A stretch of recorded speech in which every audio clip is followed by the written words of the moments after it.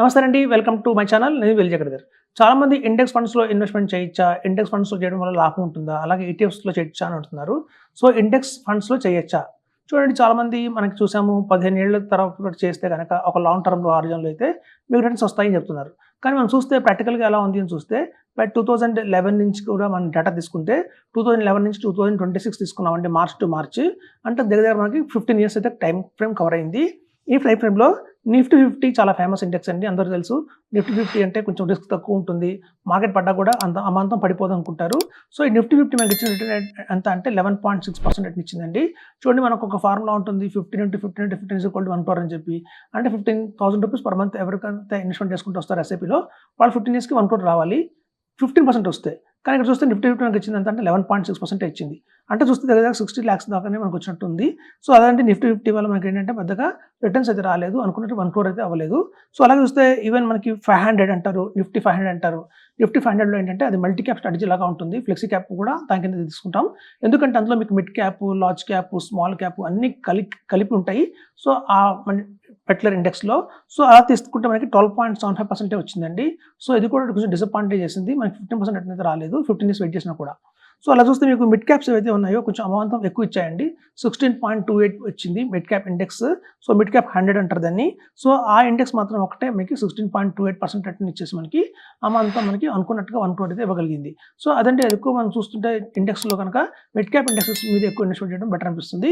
కానీ అమాంతం ఏదైనా మంచి మంచి ఫండ్స్ తీసుకుంటే కనుక మనకి ఇండియాలో టాప్ ఫండ్స్ ఉన్నాయండి మిడ్ క్యాప్స్‌లో.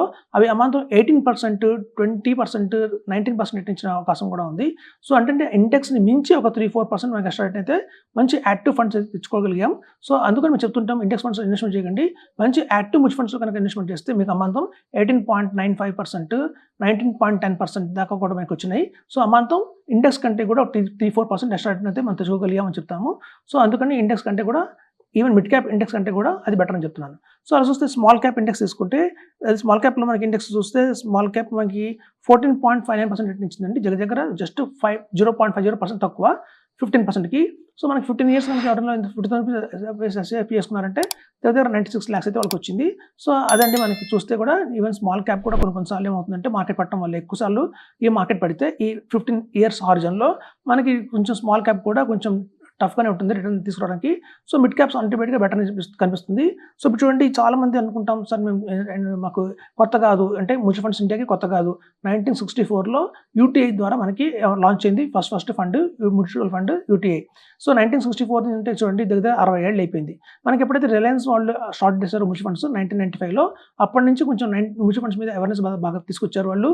సో, 1995 నుంచి కూడా మనకి అమాంతం చాలా 2000లో యాంఫీ అనేది ఒక బాడీ రావటం, దీని మీద బాగా వర్కౌట్ చేయటం. సో, మ్యూచువల్ ఫండ్స్‌ని ఒక సెక్యూర్డ్ ఇన్వెస్ట్‌మెంట్‌గా మార్చడం జరిగింది.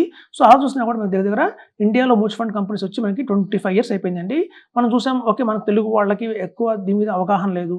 చూస్తే మనకి ఎక్కువ మంది గోల్డ్‌లో పెట్టేవాళ్ళం, ఎక్కువ ల్యాండ్‌లో పెట్టేవాళ్ళం. గోల్డ్, ల్యాండ్‌లే పెద్ద ఇన్వెస్ట్‌మెంట్ ఉండేవాళ్ళు మన సౌత్ ఇండియా అంతా. కానీ వేరే చూస్తే మీకు అటు మహారాష్ట్ర కానివ్వండి, అటు గుజరాత్ కానివ్వండి, మొదటి నుంచి కూడా మ్యూచువల్ ఫండ్స్ మీద ఒక అవగాహన ఉంది. చాలామంది కూడా ఇన్వెస్ట్ చేయడం మొదలుపెట్టారు. కానీ సుదీర్ఘ కాలంలో 20 ఇయర్స్ ఇన్వెస్ట్‌మెంట్ చేసిన తర్వాత కూడా చాలామందికి కోటీశ్వరులు అయితే కాలేకపోయారండి. దానికి చాలా రీజన్స్ అయితే ఉన్నాయి. మ్యూచువల్ ఫండ్స్‌లో కూడా చాలా లాంగ్ టర్మ్ ఇన్వెస్ట్‌మెంట్ చేసినా కూడా ఎందుకు కోటీశ్వరులు అవ్వలేకపోయారు అంటే మోస్ట్లీ డైవర్సిఫికేషన్ అండి. వాళ్ళ ఇన్వెస్ట్‌మెంట్స్ అన్నీ కూడా ఎక్కువ లార్జ్ క్యాప్ అలా పెట్టడం వల్ల, అలాగే ఇండెక్స్ అని. చూడండి, ఇండియా మొత్తంలో తీసుకుంటే 100 ఫండ్స్‌లో కూడా పాపులర్‌గా కోటీశ్వరులను చేసిన ఫండ్స్ కేవలం 5% ఉన్నాయి. అంటే 90% ఫండ్స్ అంత రిటర్న్స్ అయితే ఇవ్వలేకపోయినాయి. సో, వీళ్ళందరూ ఎక్కువ అట్లాంటి 95%లో ఫండ్స్‌లో పెట్టడం జరిగింది. సో, అందుకని ఎవరు అవ్వలేకపోయారు. ఇంకోటి ఏంటంటే కేవలం మనం చూస్తే గత చరిత్ర తీసుకుంటే ఓన్లీ మిడ్ క్యాప్ ఒకటే మనకి స్ట్రాంగ్‌గా నిలబడింది. హై పర్ఫార్మెన్స్ ఇచ్చిన మిడ్ క్యాప్ రిటర్న్స్ అయితే అబ్నార్మల్‌గా ఉన్నాయి.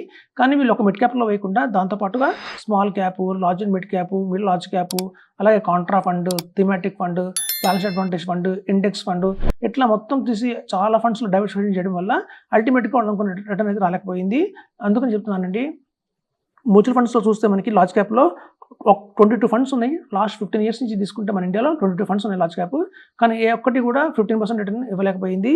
సో, మీరు చూస్తే ఈవెన్ లార్జ్ అండ్ మిడ్ క్యాప్‌లో తీసుకున్నా కూడా అవుట్ ఆఫ్ 18 ఫండ్స్‌లో మనకి కేవలం 3 ఫండ్స్ మాత్రమే మనకి 15% అబోవ్ రిటర్న్ ఇచ్చినాయి. అలాగే చూసుకుంటే మనకి స్మాల్ క్యాప్ తీసుకుందామండి. స్మాల్ క్యాప్‌లో దగ్గర 10 ఫండ్స్ అయితే ఉన్నాయి. లాస్ట్ 15 ఇయర్స్ నుంచి ఇండియాలో సో అలాంటి అవుట్ ఆఫ్ 10 ఫండ్స్లో 7 ఫండ్స్ మాత్రం మనకి బాగానే రిటర్న్స్ ఇచ్చాయండి. సో అలాగే 18 ఫండ్స్ తీసుకుందాం మిడ్ క్యాప్లో టోటల్ 18 ఫండ్స్లో కూడా 14 ఫండ్స్ అమాంతం మనకి 15% రిటర్న్ అంటే అబౌవ్ రిటర్న్ ఇచ్చేసింది. ఒక 4 ఫండ్స్ మాత్రం ఇవ్వలేకపోయినాయి. అలాగే చూస్తే ఫ్లెక్సీ క్యాప్ అండి. ఫ్లెక్సీ క్యాప్ కూడా చాలా దారుణంగానే ఉంది పరిస్థితి. అవుట్ ఆఫ్ 14 ఫండ్స్లో కేవలం 2 ఫండ్స్ మాత్రమే 15% రిటర్న్ ఇవ్వగలిగినాయి. సో టోటల్గా అమౌంట్ చూస్తే మన లాస్ట్ 15 ఇయర్స్ నుంచి ఇండియాలో టోటల్గా 82 ఫండ్స్ అయితే ఉన్నాయండి. అవుట్ ఆఫ్ 82 ఫండ్స్ మనకి కేవలం 26 ఫండ్స్ మాత్రమే క్రాస్ చేయగలిగాయి 15% రిటర్న్ని. రిమైనింగ్ దగ్గర చూస్తే 60 ఫండ్స్ అబౌవ్ ఉన్నాయండి. అవి మనం క్రాస్ చేయలేకపోయినాయి. సో దీన్ని బట్టి ఏమర్థమైందంటే అవుట్ ఆఫ్ 100 మనకు ఓన్లీ 30% ఫండ్స్ మాత్రం బెస్ట్ పర్ఫార్మింగ్ ఫండ్స్గా ఉన్నాయి. 70% ఫండ్స్ నాన్ పర్ఫార్మింగ్లోనే ఉన్నాయి. సో ఎక్కువ మంది నాన్ పర్ఫార్మింగ్ ఫండ్స్లో ఇన్వెస్ట్మెంట్ చేయడం వల్ల వాడు అనుకున్నట్టుగా కోటీశ్వరులు అయితే అవ్వలేకపోయారు. సో అదండి లాంగ్ టర్మ్ ఇన్వెస్ట్మెంట్ చేసినంత మాత్రం మ్యూచువల్ ఫండ్స్లో కోట్లు వస్తాయని కాదు. మనం తీసుకుంటున్న ఫండ్స్ కరెక్ట్ అయినా వాటిలో ఆ క్యాలిబర్ ఉందా లేదా అని చూసుకోవాలి. అదండి. Thank you.